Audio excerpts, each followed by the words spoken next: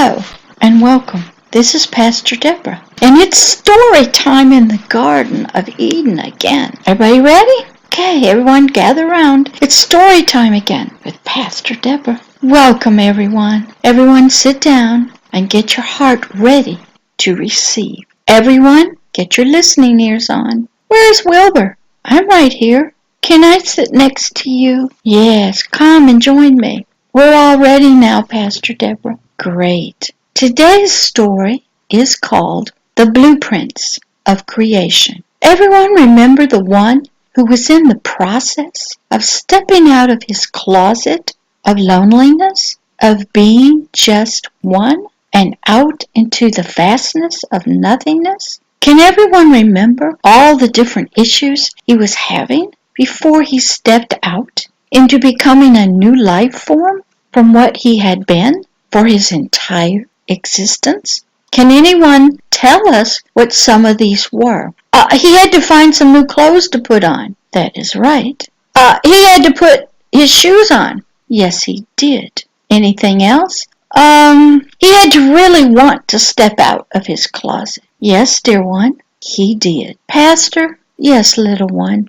He had to see if he really loved what he was going to create enough. Yes, that is true. He surely did have to count the cost he would have to pay for being a creator, a father of life itself, the mother, the bond of all life to himself and to each other. And he had to know if his agape love was strong enough, courageous enough, was compassionate enough, tender enough, wise enough, forgiving enough, and finally, was it able to go the distance to a cross and take the legal punishment owed to his soon coming laws of sin and death that would be required by the laws of his soon coming kingdom. Wow, you guys have really been reading and listening. Great. Now to the story.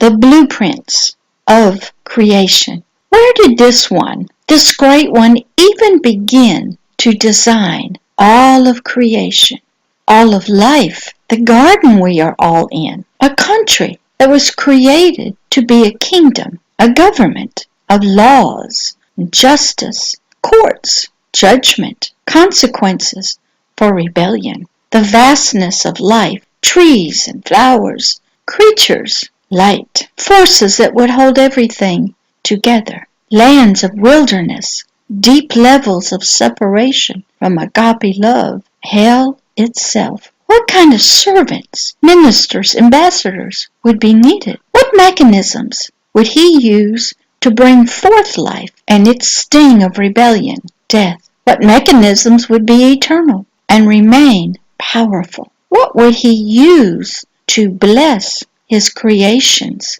Or what would happen to it if it strayed from him and his light? What would he have to do, be required to do by his own laws with those who rebel against him and his laws of his kingdom of life and light?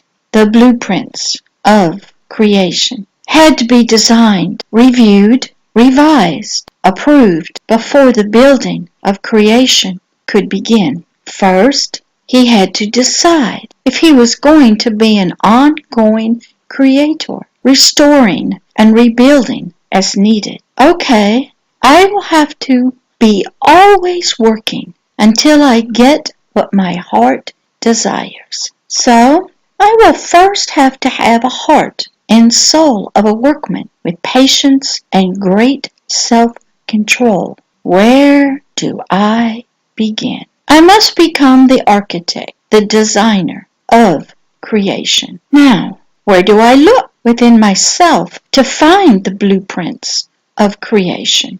Okay, I will look at my own heart and its imagination to design the blueprints of creation. In my own heart, there has been a vision, a picture of what all this looks like. In my dreams, my visions, I see what I have created in my own imagination. My imagination, the place of pictures, words I think, forming into pictures. Then, with my eyes of eternity, eyes filled with agape love and hope, will I look and review my own imaginations, my own heart's desires.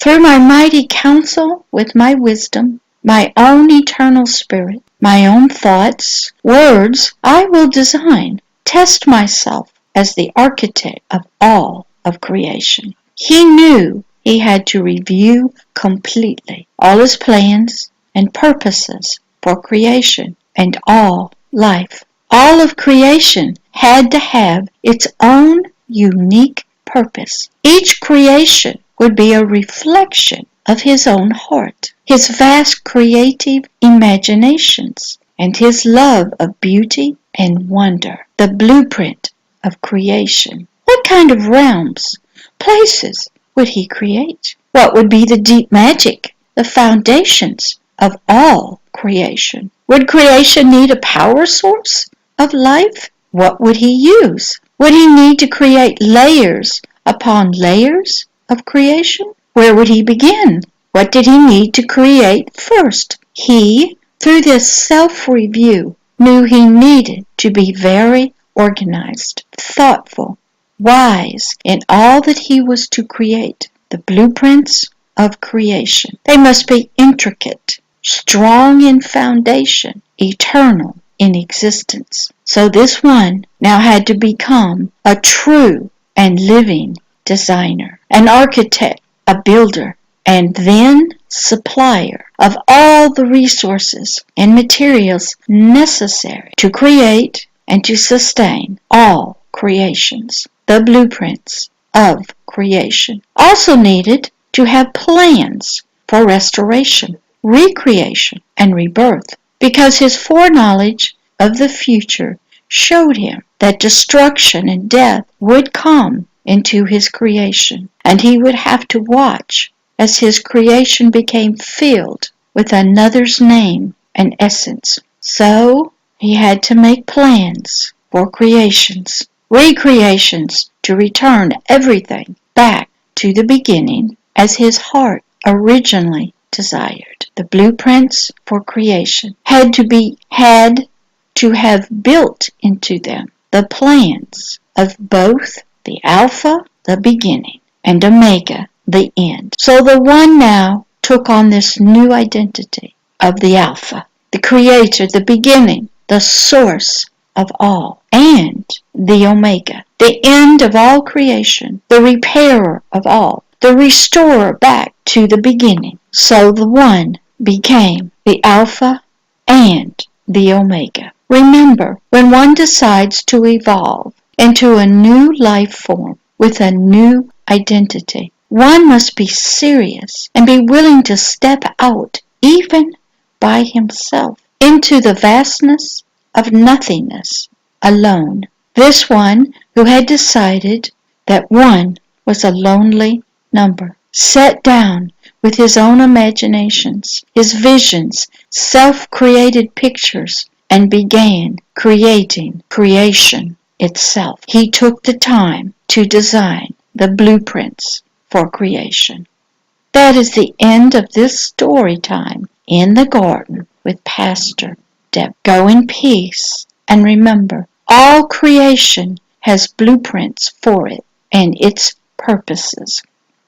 And only the Creator, Alpha, knows the true purposes for each and every creature. For not one thing was created without its own unique purpose and place in the creation of life itself. So, all of creation must search out, find, and discover its purpose that was given it by the architect, all of creation. Now each one of us here today need to fully discover our own unique purpose that the Creator created each of us to be, to do, and how we fit into the blueprints of creation. So that ends this story. I hope everyone enjoyed it, learned much, and will come again to hear another story time in the garden with Pastor Deborah. Love always and forever, Pastor Deborah.